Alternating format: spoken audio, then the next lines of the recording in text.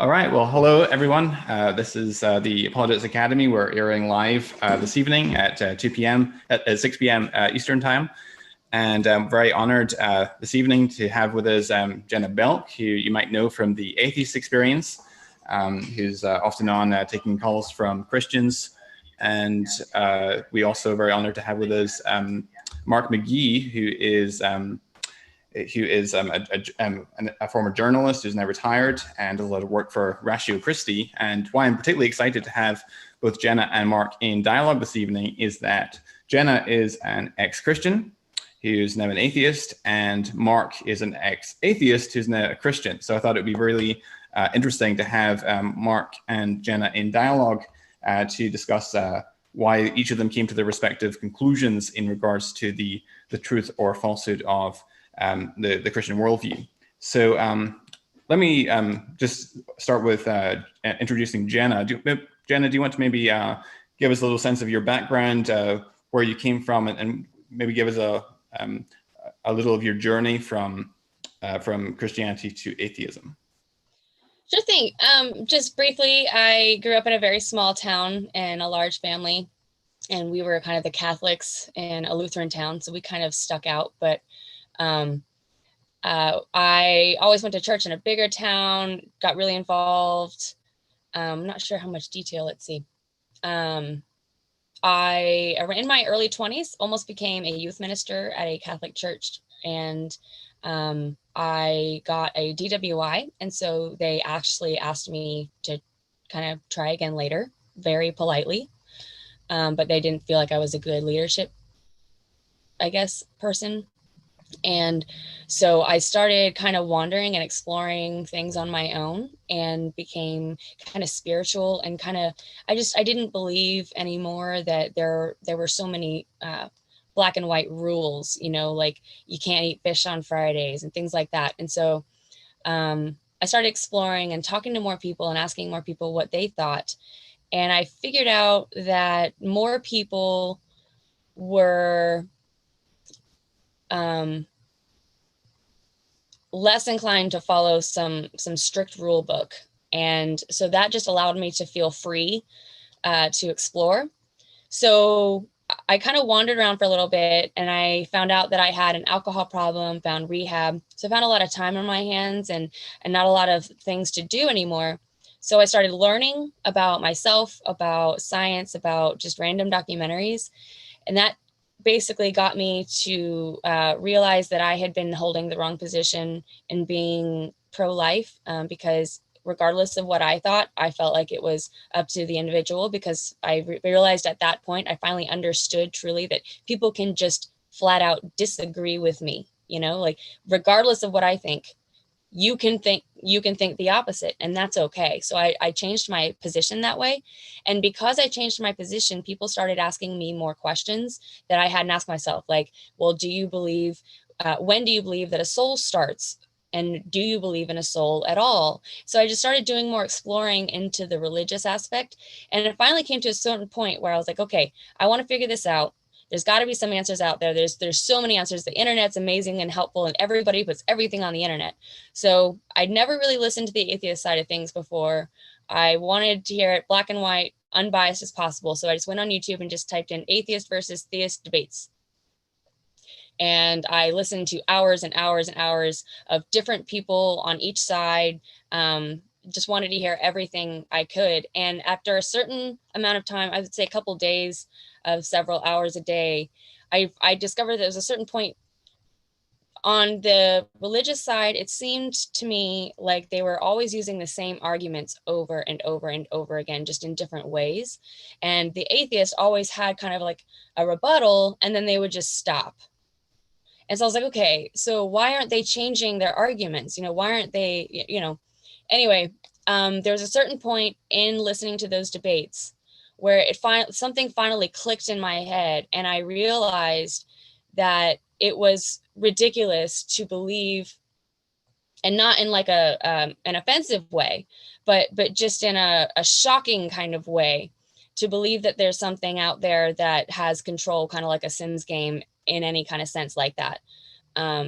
because there's no evidence for it. There's nothing. There's just all this, well, it comes down to faith. It all comes down to faith. And I don't think that that's a reliable reason to believe in anything. So that's just my story kind of summed up. Hope that wasn't too much information.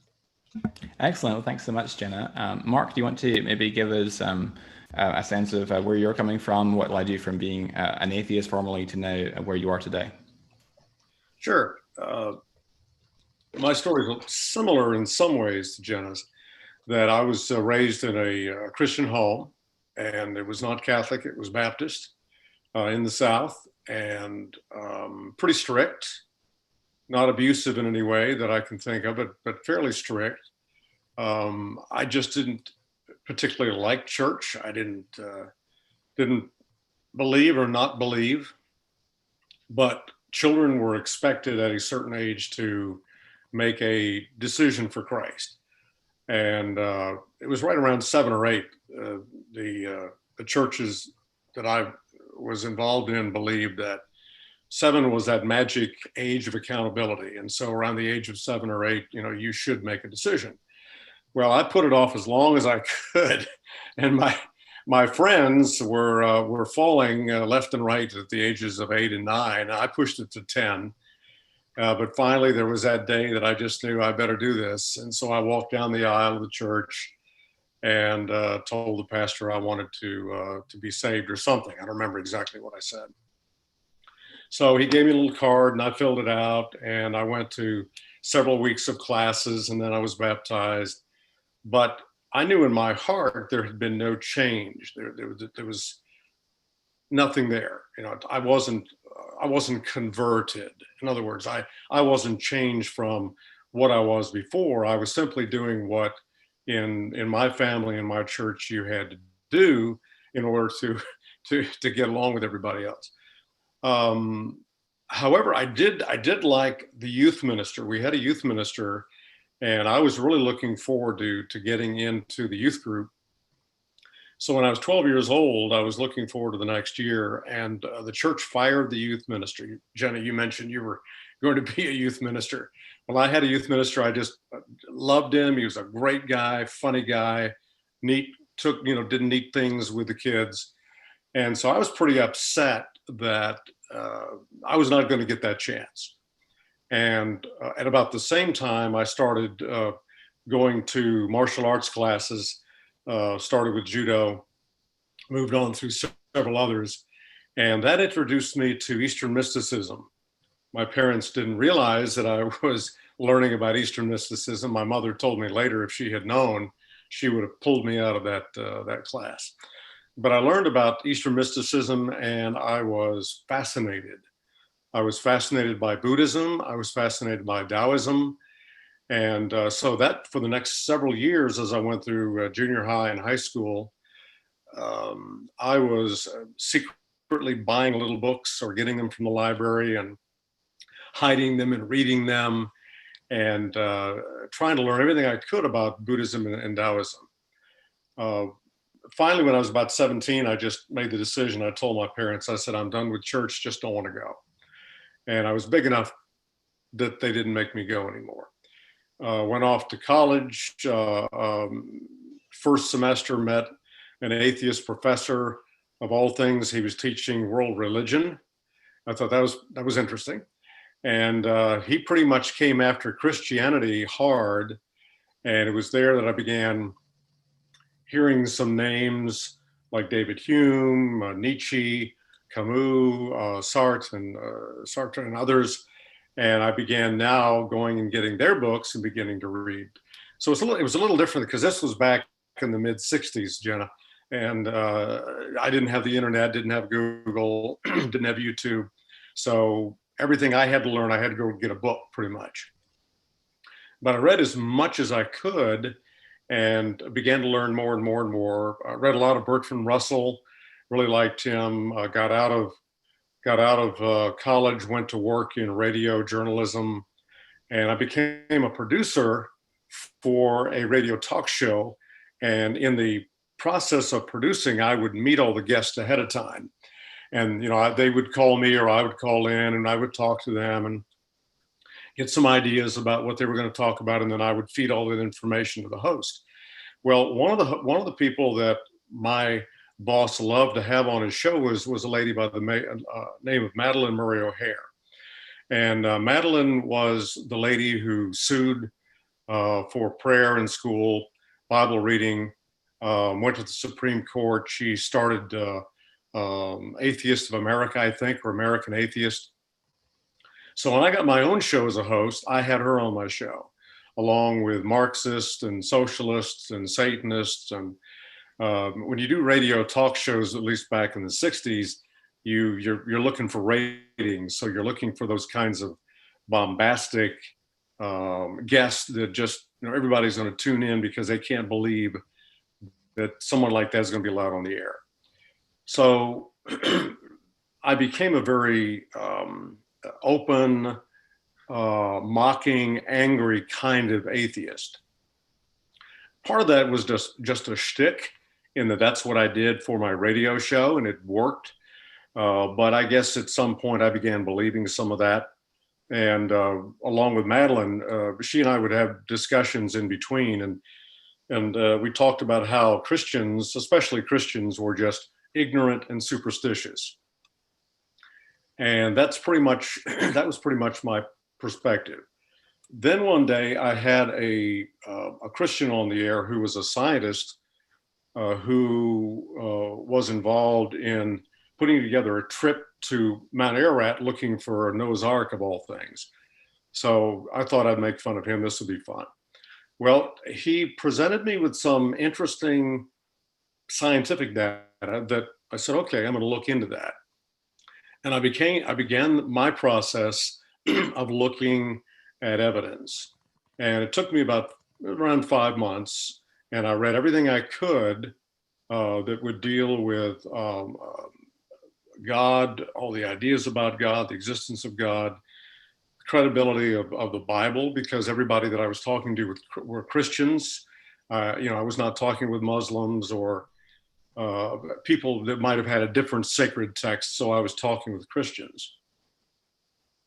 And over a process of 5 months, as I remember, at no point during my investigation did I say, okay, now I believe in God.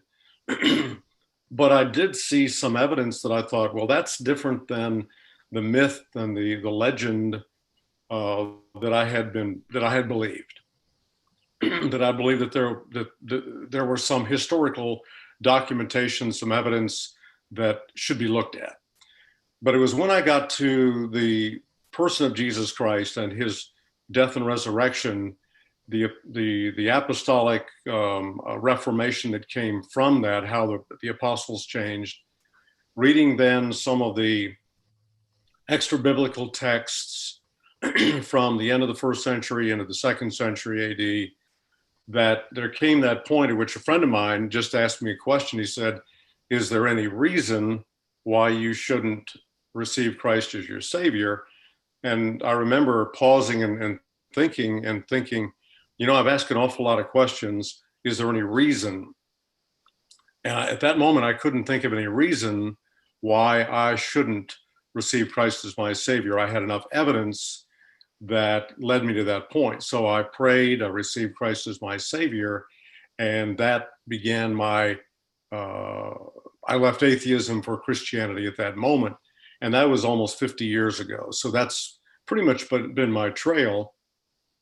I continued in journalism. I retired in 2009, but I'm still involved in helping journalists, training them. I've taught martial arts now for 56 years, and I still do that and love that. So I guess that's just a real quick, maybe summary of what I did. Excellent. Who does either of you have anything that you would like to ask the other to kick off the discussion? Do you have anything on the top of your head? Well, I do, Jenna. I've looked a little bit at your bio, and watched you a little bit on your programs, and I want to make sure that that I understand clearly and that I'm correct in what I've read or what Okay. I've heard, so that I don't misquote you in any way. Right. Thank you. I read something where it said, she's thrilled, talking about you, she's thrilled to have any part of the movement to try and bridge the gap between atheist and theist. So would that be accurate? Mm-hmm. Cool. Okay. There's certain things I listen for as a journalist. I just listen for certain things that stand out, that are a little different. I had read that you have a goal of sharing a more balanced atheist perspective, avoiding extremes, promoting curiosity, education, and humility. So that's correct as well? I try, yes. Good. Well, I love that. I think that's really important that atheists and theists can have that kind of conversation. Absolutely. That's humble, that's friendly. But I wanted to ask you a few ideas or a few questions here about the last statement concerning the movement. Okay. You said you're thrilled to have any part of the movement to try and bridge the gap between atheist and theist. So I'm fascinated by movements. How would you explain this movement that you want to be part of? So are you familiar with the ACA that hosts, that puts on the Atheist Experience? It's Yes. the nonprofit organization. Right.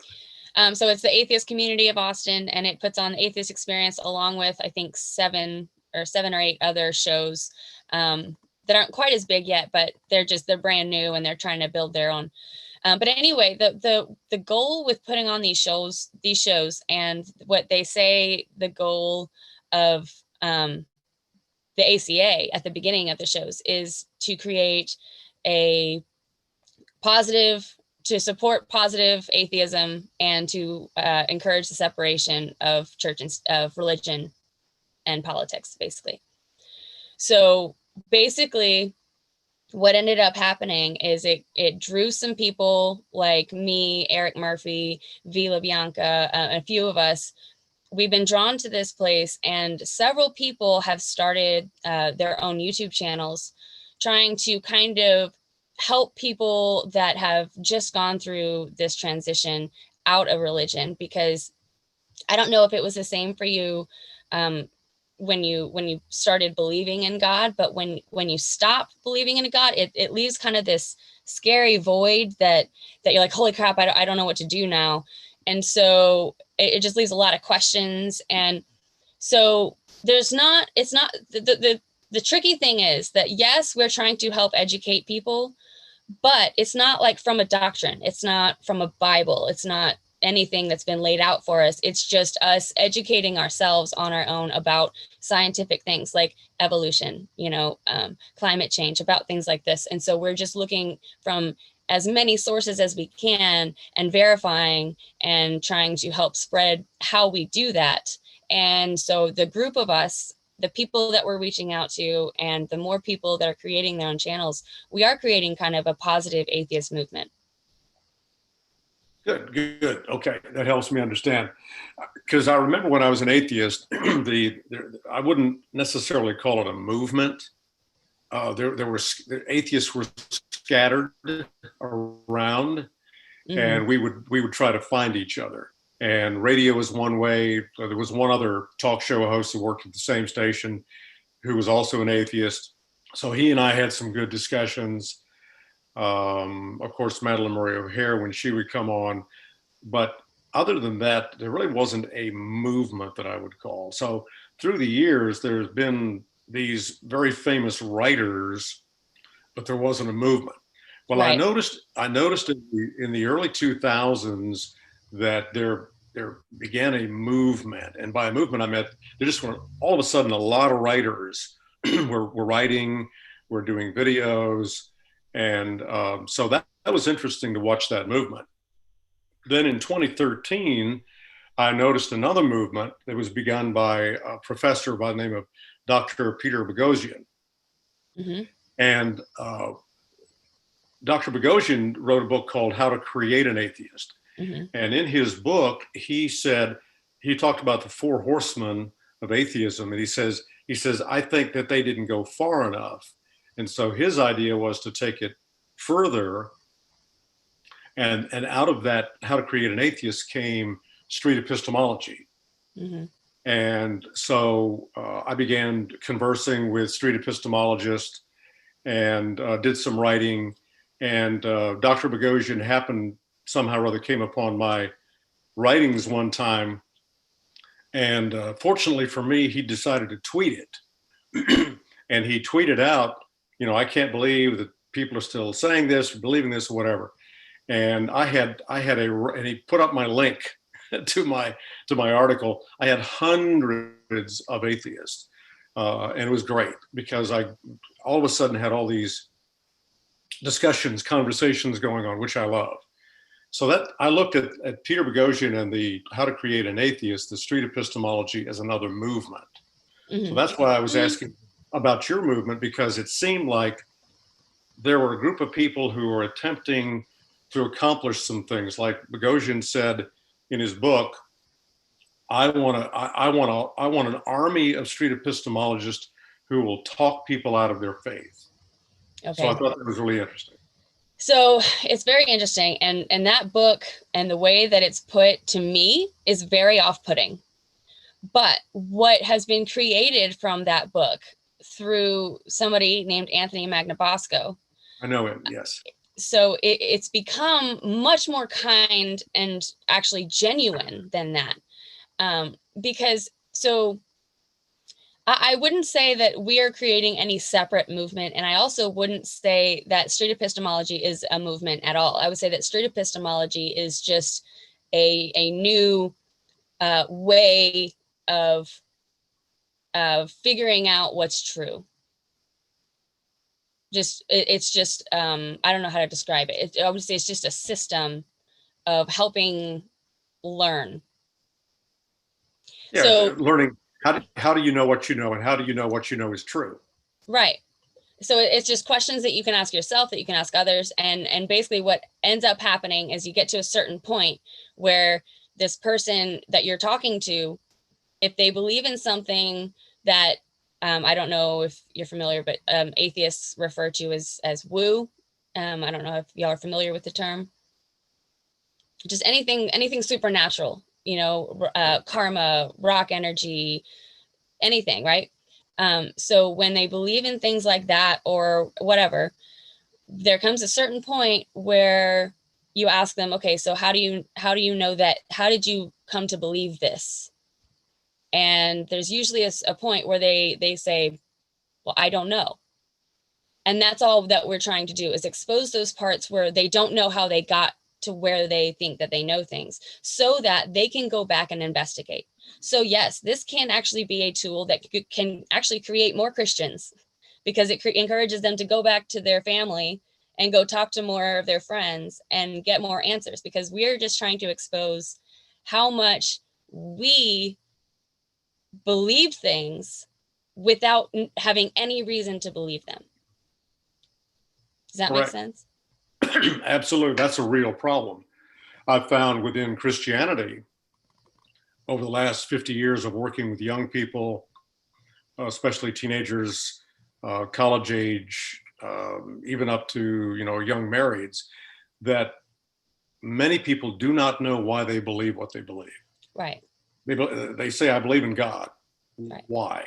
Well, what, or why do you believe in Jesus? Or why do you believe this? Or why do you believe the Bible? So I think this is very good. When I first saw Dr. Boghossian's book, I reacted to it, because you used the term off-putting. It reminded me a little bit of my own attitude back when I was an atheist, because I was pretty angry atheist. And he was using terms like you have a faith virus, that the Christians were ill, that there was something mentally wrong with them. I mean, those terms are used in his book. So I responded to his book, and I guess it was about a year and a half after that Dr. Boghossian responded to me. And then I noticed something, and you pointed to this. and I had a brief discussion, not in person, but by email and through Google, back during the days that Google had their own Facebook group. I forget what it's called now. But Peter and Anthony and I would go back and forth, and I began to notice that there was a changing in tone, that it was getting kinder, gentler. And so in some of the discussions that I had with people, and I would talk to them about, well, Dr. Boghossian wrote this, Sam Harris said this, Richard Dawkins wrote this. I began hearing from atheists, well, that's a little harsher than we want to be. So I did notice that, and that is something that I think is a positive. And that might help explain my next question that I have for you. It goes with your next thing you said, the movement to try and bridge the gap between atheist and theist. So I wanted to see what your ideas is about the gap between atheism and theism, and then how you would see bridging that gap. So the gap that I see is the fact that before I could consider myself an atheist, I don't think I knew any atheists. If I did, they didn't let me know that they were atheists. There were maybe two. But I mean, I don't know. Basically, do you disagree? Do you think that there's a lack of communication between atheists and theists, and when there is communication, it's hostile? Oh yes, and not only online, but one of the things that I found in churches is that as soon as Christians in churches, because I would speak and I would share, they would come up to me and say, "Oh, I need you to talk to my uncle, to my brother." I said, "Why don't you talk to them?" "Oh, we can't talk." And so I was finding out that Christians were either afraid of or so angry with family members that there was no conversation going on. Mm-hmm. And I tried to get them to understand, you have the best connection to that individual much better than I do. I don't know them. They don't know me. Why would they trust me? They would trust you because they know you. You're a family member. So yes, I have seen a lot of hostility, and I really am looking for that being tampered down, having better, longer, deeper conversations, because I really think that we can come to some things. Atheists are not terrible people. I was an atheist. I was not a terrible person, you know. Right. And religious people aren't stupid. Exactly. You know, I always thought that religious people were ignorant and superstitious, and I used to call them stupid and dumb to their face. And of course, that lit them up. And mm-hmm. especially when I was on radio and doing the talk show, I would say something. I said, "That's just a stupid thing to say." Well, they would light up and they would yell at me, and I would yell at them, and then they would yell at me, and then I had the magic button where I could take them off air. Right. And I could say, "Well, there's another loving Christian for you, ladies and gentlemen." So that was sort of my deal, the way I would deal with them. There's still that hostility going on today. And like I said, right before we started this live show, I was like, "Oh, I'm so happy to talk to you," because I tried to talk to everybody in my family and nobody wants to talk to me. Is because I have a huge family, and I was actually really excited after deconverting, because I was like, "Oh, wait." So one of the main reasons that I found out I don't believe in a God anymore is because I didn't have a reason to believe in the first place. I didn't even know what it was. And so I was like, okay, so I want to know what everybody else's reasons are. I like genuinely wanted to know. And anytime I would even slightly bring it up, there's just so much hostility. And what I understand is that these are such deeply held beliefs that, at least the way that we grew up, some of us in my family grew up, it was one of the most important things in your life. It was more important than school, you know? So when somebody challenges that and says, that's actually, none of it's true. It's all invalid. That's really scary. And it's understandable that somebody's guard will go up. So what I try to do now is have conversations where I don't have that connection, that's such a strong connection where they genuinely care about my soul and they don't want me to go to hell. And I genuinely think that they're being fooled and I want to help them, you know? And so what I think will happen is like he says, you know, an army of atheist street epistemologists. The thing is that I think that if we practice straight epistemology, which in another sense is just asking each other questions, if we can open up some dialogue between each other, I think that there are Christians who are convinced that that will create more Christians. And I know that there's a lot of atheists who are convinced that that will create a lot more atheists. And I say, let them at them. Let the people talk to each other. Let's all talk to each other, because there just seems this almost polar opposite way of life between the two, and nobody has any idea what it's like unless you've crossed over, which is like almost nobody. Right. What you pointed out was so true, that, and it's such a shame from my perspective now, that families often close themselves off from any family member who changes in any way. And a lot of young people, I have granddaughters who are teenagers, and so I love questions. I work with university students. I love questions, and I love the tougher the better. And let's talk about it. But what I keep hearing from young people is what I see in the street epistemology videos that Anthony and others do, is that when these Christian young people come up and are being questioned, or when the Christian young people I talk to and we talk about things, you can tell, number one, they really don't know why they believe what they believe. I call it that they have taken their parents' faith. They don't have their own faith. Right. They have their parents' faith. Well, there comes a point at which your parents' faith doesn't work anymore, because whether it's in high school or college or a few years out there in the workforce, all of a sudden you're faced with a whole load of other ideas. Mm-hmm. And if you don't have your own belief system, it's going to fall apart at some point. It could fall apart at some point, or you'll just continue. And a lot of young people just continue to hold on to their parents' faith, and they instill it in their children. And so I've talked to young marrieds who still can't answer the question about, well, why are you teaching your child that? Well, it's because what my parents taught me, or this is what my church says. But do you know why you're telling your child that that's the truth? Do you know why that's true? Or if that's true. Or if that's true, exactly. It depends on the perspective. But yeah, do you know how you know what you know? And do you know how you know what you know is true? How do you get to truth?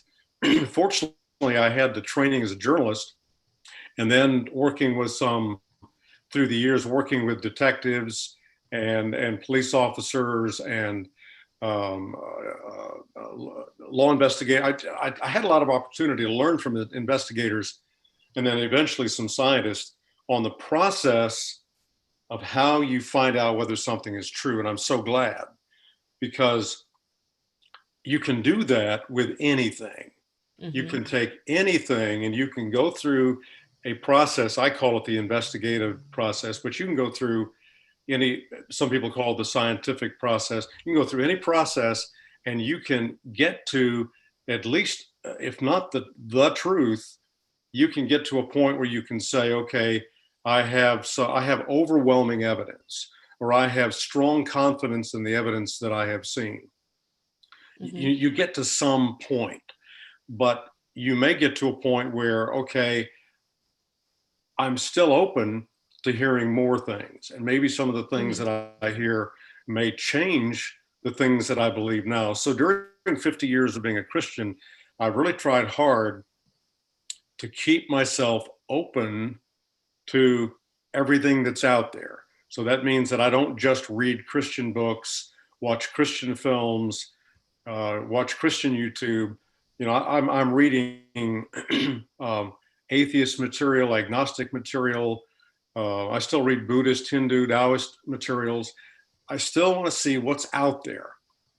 Is anybody coming up with anything that would change any of the information that I have received? So I guess back to my question, how do you see bridging? Number one, what do you see being the gap?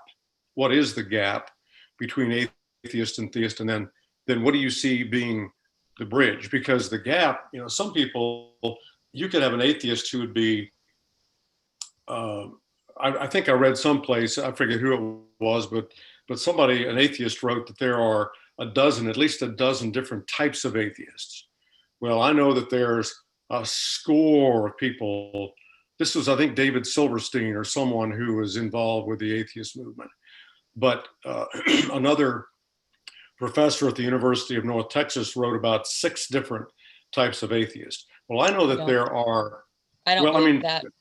Well, I understand, but I've read what they've said both from an academic and an atheist perspective. I viewed myself as being a strong atheist. There were people I met who were weak atheists or who said, I don't want to talk about it. Yeah, I'm an atheist, but I don't want to talk about it. There are even some atheists who go to church. They call themselves religious atheists, I think, where they enjoy the ceremony, they enjoy the liturgy, they enjoy the times of the year, the seasons. So it's been interesting to read them. There's a book. Let me see if I've got it. Oops. In case you haven't seen it, it's an academic book called There Is No God, Atheists in America, and it's written by a couple of professors at the University of North Texas. And they did a really in-depth study and got a lot of quotes from atheists. And that was very helpful in trying to understand maybe where there's the disconnect.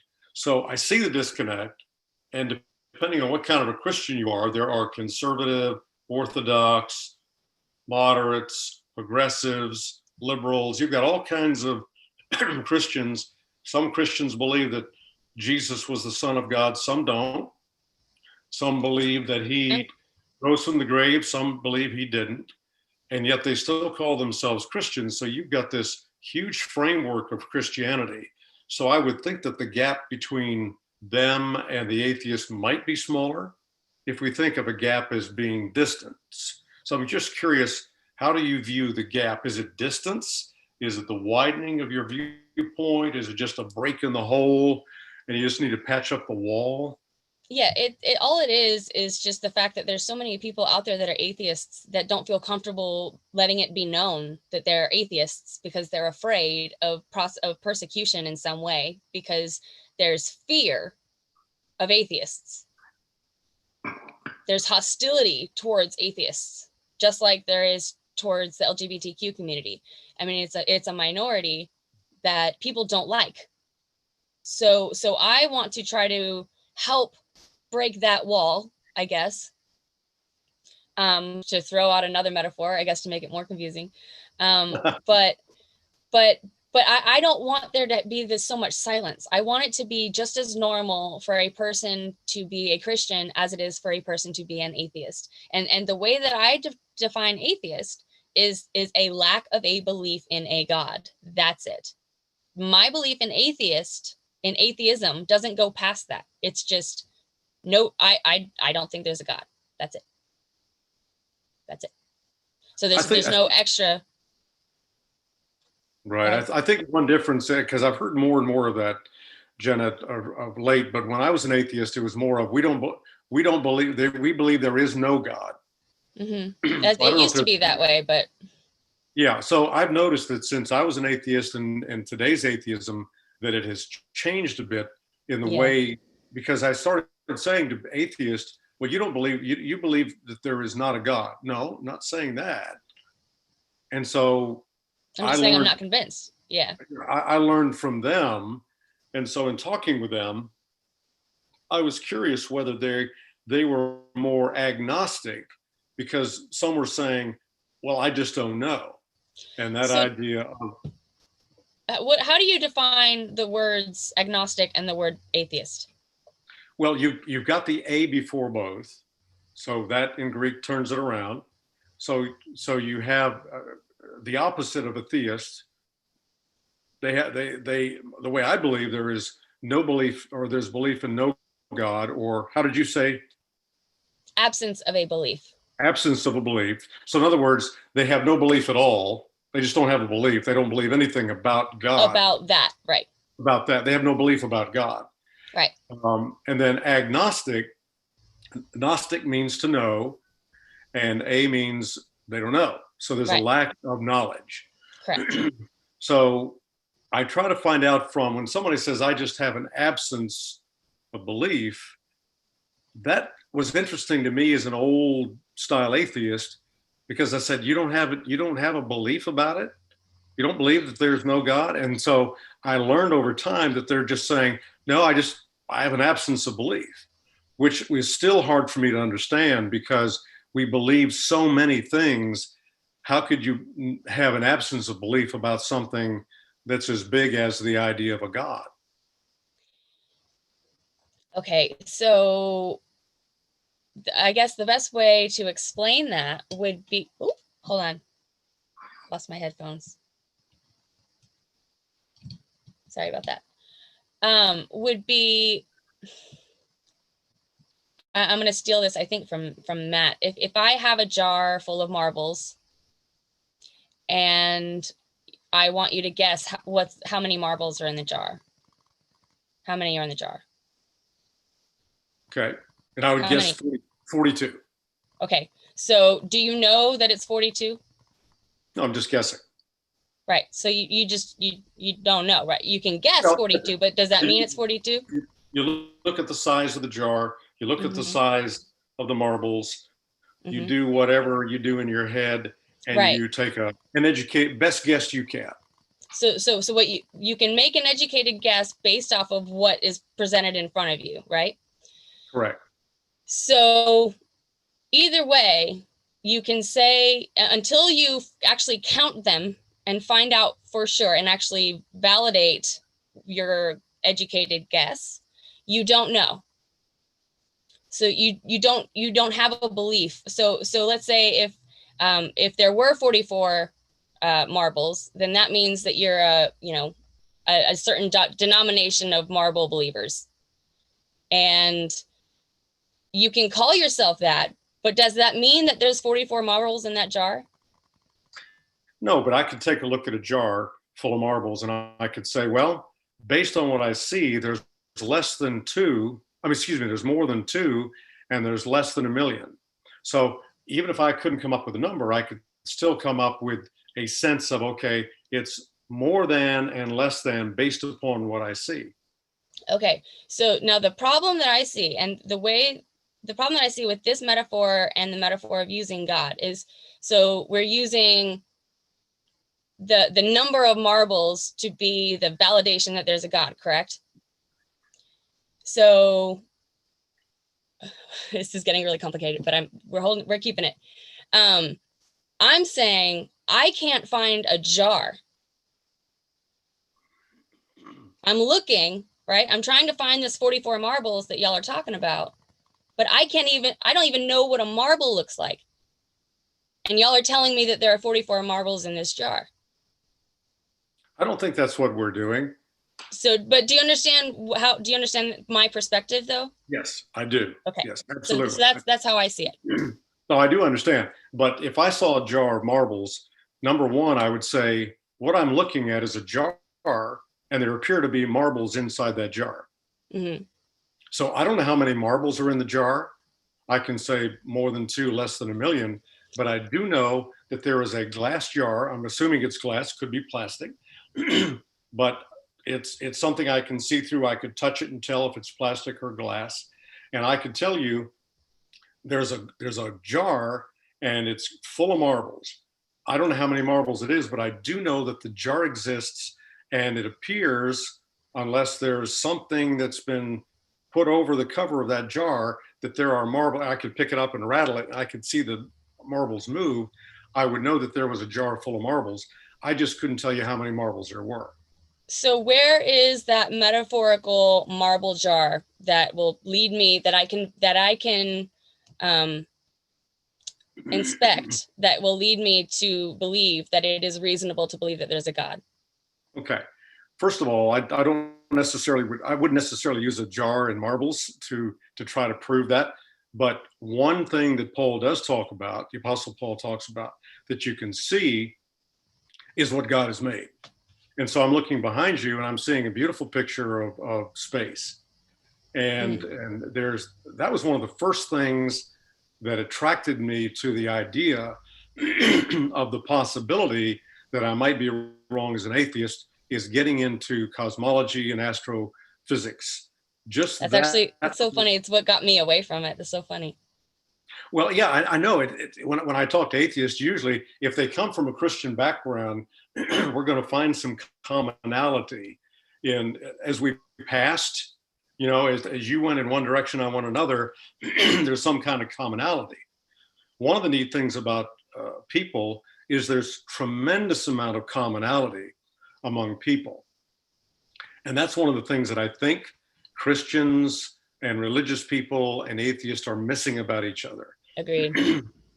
And I thought, as an atheist, I thought that religious people were stupid, were ignorant, were superstitious. Christian people are afraid of atheists. They hate atheists. There's all kinds of emotion are going on, but there's so many commonalities. We're all human beings. We all have, came from families. We all have similar types of memories. You and I were talking before, and you have an interest in something that I teach, which I thought was pretty cool. And I usually find some kind of commonality.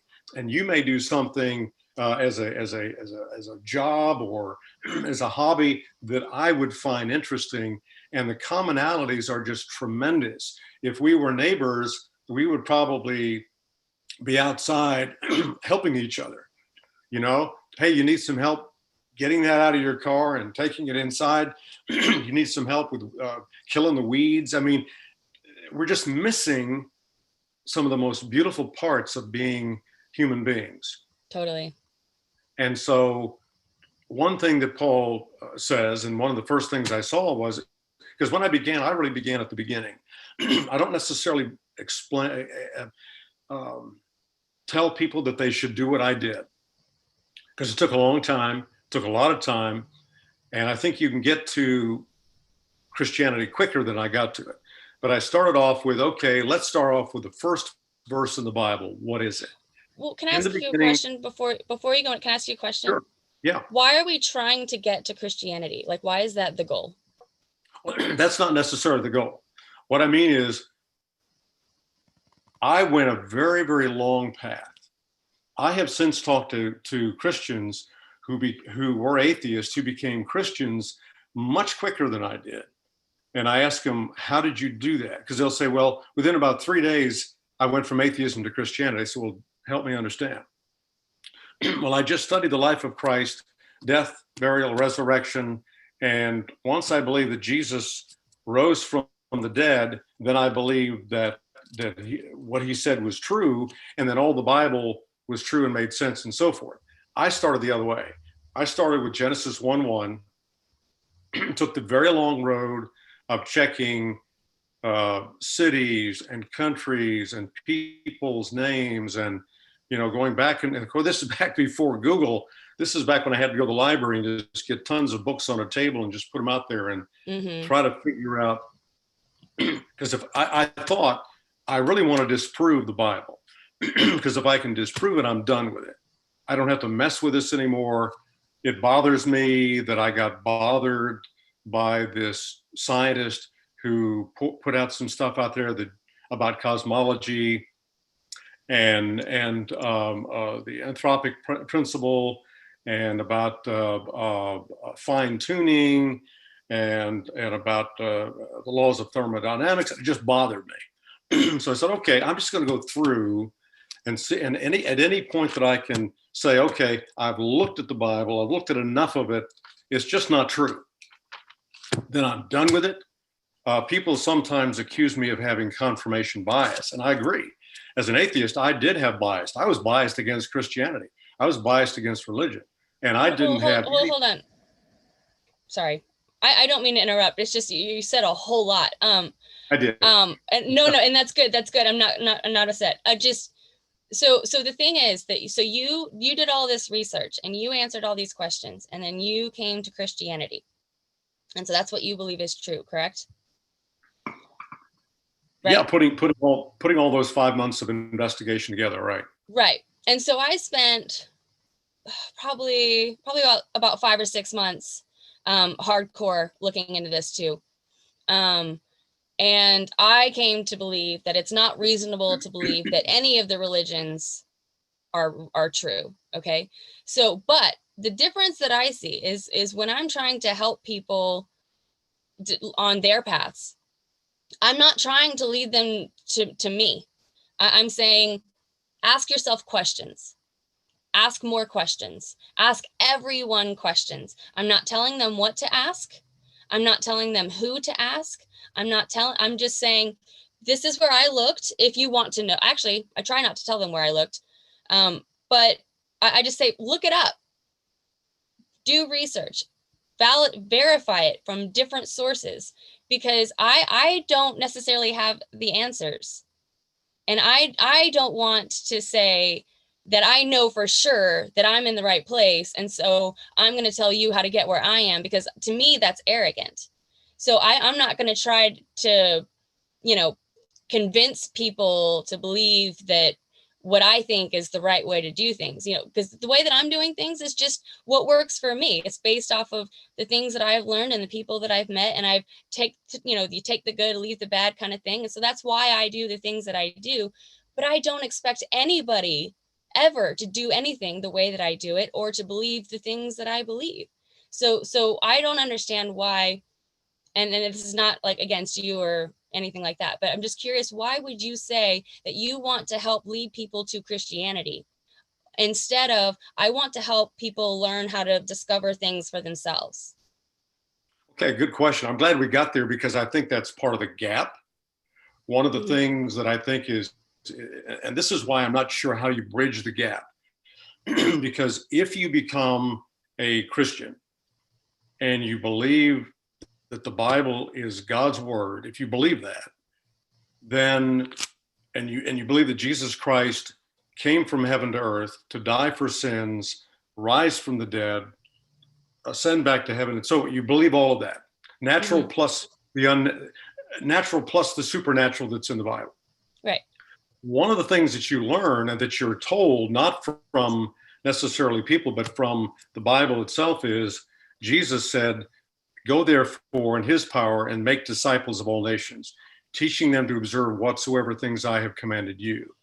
So here's part of the gap problem, I think. When I was an atheist, I didn't really have an evangelistic spirit. I got a little bit of an impression from Boghossian and some of his folks that they had almost an evangelistic spirit. But as an atheist, I didn't really care what you believed. It didn't matter to me. Believe what you want. It doesn't matter to me. The only problem I had, and Madeline Marie O'Hare and I used to talk about this, was that she said Christianity, religion, is getting in our way of a free society. That they pass laws, and that's why she went after prayer in school and Bible reading in school. And that was her issue. And I think that's an issue of a lot of atheists, that religious people are in the way, they believe, of developing a truly free society. Other than that, I don't care. I didn't care what you believed. But as a Christian, now I care about what God wants me to do. And so therefore, to answer your question, Jenna, I'm doing and have done what I believe God has called on me and other Christians to do. And so that's going to be an issue between atheists and Christians who want to follow the Bible, I believe. So what if God called on you to not tell people to come to Christianity, but to tell people how to try to encourage people to think for themselves. And if God's real, then he'll get them to Christianity. Okay, I've heard that particular point many, many times. So my question would be, how is God going to tell me that? Since he's already told me this in the Bible, how would God tell me something that's different than what he's already said? Well, so the thing is, like when it comes to the Bible, there's so many things in the Bible that you don't believe. That, like, do you believe in slavery? Of course not. So that's in the Bible. Yeah, does God But you don't believe in that. Does God believe in slavery? Does he want slavery? Considering he tells you how to have them and how to treat them, I think, yeah, he does. So is he telling them, I want you to make slaves of people? Please go make slaves because that's my will, says God. Or does he say to a world full of slaves, here's how I want you to treat slaves better. Here's how I want you to improve their lives. Here is how every 7 years, I literally want you to let slaves go free. So is that God saying, I love slavery, I want slavery? Or is this saying to a world full of slave owners and slaves, here's how I want you to improve a world full of slavery? So why didn't he say, let all of your slaves go free? Very good question. Why didn't he do that? Why did he give them the 7 years instead of saying, just let all the slaves go free? There are many things. I mean, he said, spread my message, right? Right. He said, love thy neighbor. So he could have said, free your slaves, but he didn't. But I don't like arguing the Bible because I don't believe in the Bible. No, I understand it, but I don't want to argue, but I just want to make sure that I can be as clear as I can to your question. In the New Testament, we see the Apostle Paul saying there is neither Jew nor Greek, slave nor free. What God has done, I believe, is he's taken 2 types of people, Jew and Gentile, which came from Abraham, and God did that. He chose Abram out of Gentile people. He made Jew and Gentile, and there's lots of issues between them. And in Paul's writings, we learn that in Christ, through his death, he made the 2 into one new man. And in that new person, there is neither slave nor free. Paul wrote to Philemon that he should treat his slave differently. In fact, what Paul was really leaning toward was, let your slave go free. He's not a slave, he's your brother. So I'm with you. I don't want to get into arguing the Bible, but I did want to try to be as complete as I could be in answering your question. I appreciate that. I think that's where there's a problem is I say you're free to do what you want. And I think that everybody should say that. And you say, I think you should do what I'm doing. No. And you think everybody should do that. No, absolutely. I don't want anybody to do what I'm doing. You don't want everybody to be a Christian? I want everybody to do what the Bible says, because I believe that's God's word. You want everybody to do what you're doing, because I'm not doing what the Bible says. And I don't want to. Well, no, that's fine. That's your choice. But, right. But would you want me to? What I want you to do what? Do you want everybody to do what you're doing? To study the Bible? Does it really matter what I want? Yeah, because you say that God tells you to do this, and I don't think that that's a good thing to do. Well, no, I understand that. And that again is going to be part of that gap that I think is going to be difficult to bridge because God has given certain commandments to his followers. And for a follower of Jesus Christ to say, I'm just going to close this book, even though I know what it says, I'm just going to say, do what you want to do, ask good questions, look at a lot of different sacred texts. Good luck out there. You got any questions about what I believe? I'd love to answer them, but I don't believe that's what God wants Christians to do. So are you saying that I'm wrong because I'm following something that I believe to be true? I believe that you're wrong for trying to impose that on other people. How am I imposing anything on anyone? Well, do you vote according to your religion? No, According the way God wants you to? No, But- I'm a journalist. I'm an independent. Always been an independent. That's part of being a journalist. I vote based upon each issue, each particular race. I have voted many, many ways. I love it when an independent is running for office. Yay. I wouldn't call myself a libertarian. I don't think I'm there. But Well, you asked me a question, do I vote according to my religion? Absolutely not. I do not allow religious belief to direct me in any way in my reporting, in my training reporters. All of that has to be put aside. That has to be put to the side because journalism is part of the fourth estate. It has to be free to report the truth. And if we bring a bias, no matter what the bias is, to that story, now we have just tainted the story. but we're not talking about journalism, we're talking about religion. So unless everybody in that religion is taught journalism, do you think that that's a common thing, that people don't vote according to their religion? You know, I honestly don't know. My guess would be that they may vote according to some of the religious beliefs, but how would I know that to be true unless I went to every single person and said, would you talk to me about how you voted and why you voted? I haven't done that. I have not talked to 150 million voters. So I can't say I know. You think that you have to talk to 150 million individual people to believe that people in general vote according to their religion when they're religious? No, you don't have to do that. You could do some kind of a survey.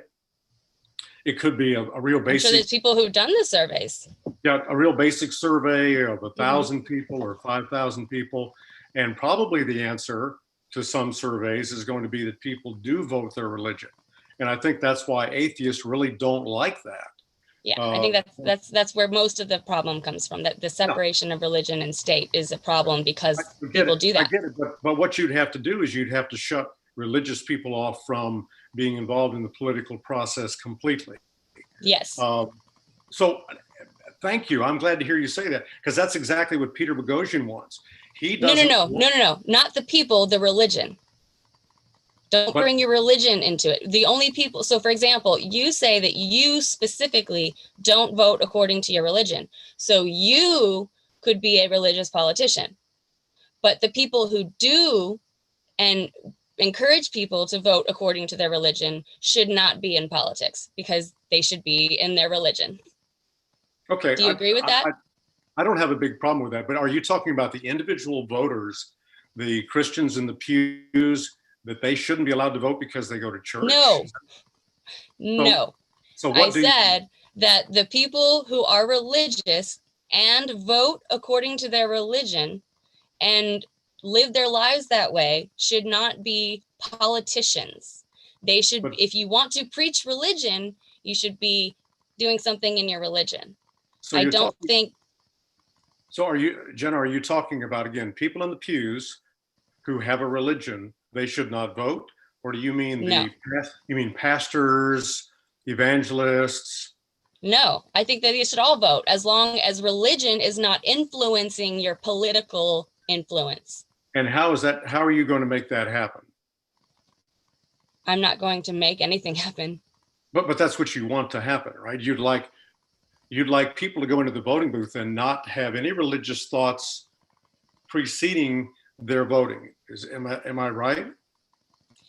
I'm saying that the reason that people use this way of thinking and it influences the politics that affect people who don't even believe that there's a God is the reason that I am for removing politics and religion. I'm separating them and saying that you can't say that God says you can't have an abortion, so you can't, has to be illegal. That can't be a thing. That's not a fair claim because so many people don't even believe in that God. Okay, I'm still trying to understand how you would make that happen. How would you at the voting poll, when the person walks in the door, how would you stop religious people from voting? Why are you saying that I would stop religious people from voting? Because I thought that's what you wanted. No, I've said several times that that's not what I want. Would you say it again for me? I don't want religious people to vote according to what they think that their God wants them to do. Okay, I apologize. So what you want, you don't want religious people voting according to what they think God would want them to vote. Is Yes. that right? How do you get them not to do that? You get them to decide for themselves. Okay, And so say, okay, so not using God as my influencer, I'm going to look at this ballot and I'm going to try to decide what's the right thing for our country, aside from whatever God thinks. Okay, well, God can tell me to pray over my food all the time. Like, that's fine. But when it comes to allowing me to have an abortion, I don't understand why the fact that other people believe in a God, I can't go have an abortion. Does that make sense? Well, it does, but you can have an abortion. I'm not sure what the... It's difficult. Why and is it? People and religious people are trying to take that away. Okay, so there are people who believe something. It could be religious. It also could be scientific. There are non-religious people who believe that abortions are wrong based on scientific reasons. There are some. I'm sure there are. So I agree with you, Jenna. I think everybody should vote on every person and every item, every agenda, everything that's on the ballot based on what they think would be the best thing for the country. Because I know a lot of single issue voters who say, I'm going to vote Republican every time because that is the one that is anti-abortion. So no matter who's there, no matter what they're doing, no matter what, I'm going to vote for that every time. There are people, a lot of people that I know personally that are open about how they do that. Well, exactly, because of the years that I spent in journalism, I've talked to people who pull the Republican and people that pull the Democrat, and it's all Republican or all Democrat. So I've talked to both sides, and each side has their reason. Well, because I am for a particular thing, I'm just going to, and I'm thinking, wait a minute. You may have just voted in somebody who is not the best person to be the state senator or the mayor or the governor or the whatever, whether it's red or blue. So that's why I love being independent, because that way I think you should make an independent decision based on the person, what they believe, what they propose, what is their platform, et cetera. It should take a lot more, yeah. It should take a lot of thought. Right. And I agree with what you're saying. I misunderstood you. I didn't understand how you could literally stop somebody from going into a voting poll and voting. You were just talking about philosophically. We need to get them to think differently. No, I'm just saying. I just have a quick question for Jenna. Surely the role of a government is to represent the entire population, not just unbelievers. And to say that someone shouldn't vote according to their moral convictions and beliefs seems to me to be not in keeping with the spirit of democracy. I didn't say that they shouldn't vote according to their moral convictions either. Right, but of course your theological views is going to shape and mold your moral convictions, right? Depending, yeah, I'm sure.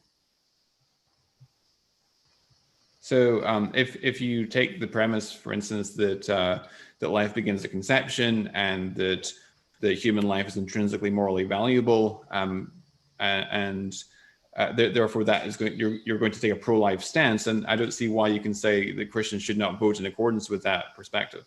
Because there are people out there who say that life begins at conception. There are people who say that life begins at the moment that the child breathes air. People who say that it's the moment that the heart starts beating, or it has eyes, or it's whatever. There's so many people who believe different things about when this soul begins to be valid enough to be a person.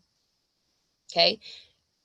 There's no way to come to a definite agreement on that. It's not going to happen ever. We can argue about it. We've been arguing about it for thousands of years. There's no way to find like a concrete answer to that, because I don't believe that there's a way to find concrete answers to anything. So this is just one of those philosophical discussions that's going to continue. So now that is something that affects our politics, and we have to try to put it in some kind of black and white way, something on paper, something people can refer to, right? How can we satisfy everybody instead of only a majority?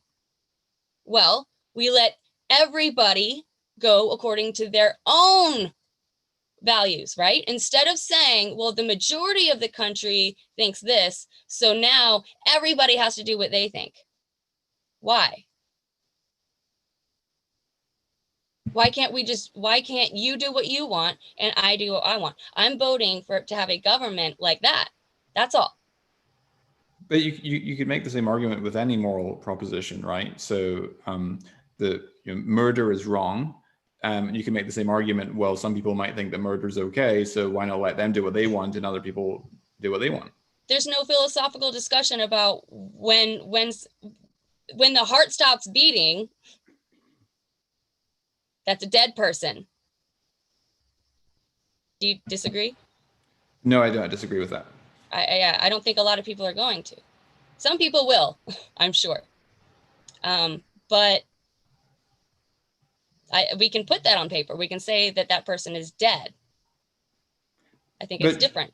If it's someone's view, and they've got a developed argument for that view that life begins at conception, and there are bioethicists and philosophers who've argued that indeed life begins at conception. If that's their perspective, and they believe that human life is intrinsically valuable morally, then I don't see why we would say to them that they can't vote in accordance with that viewpoint. If I were to get a group of people together to create a religion that we all decided that life ends at age 50, is that fair? Is that reasonable? Right, like that's just because a bunch of people believe it. Well, I agree.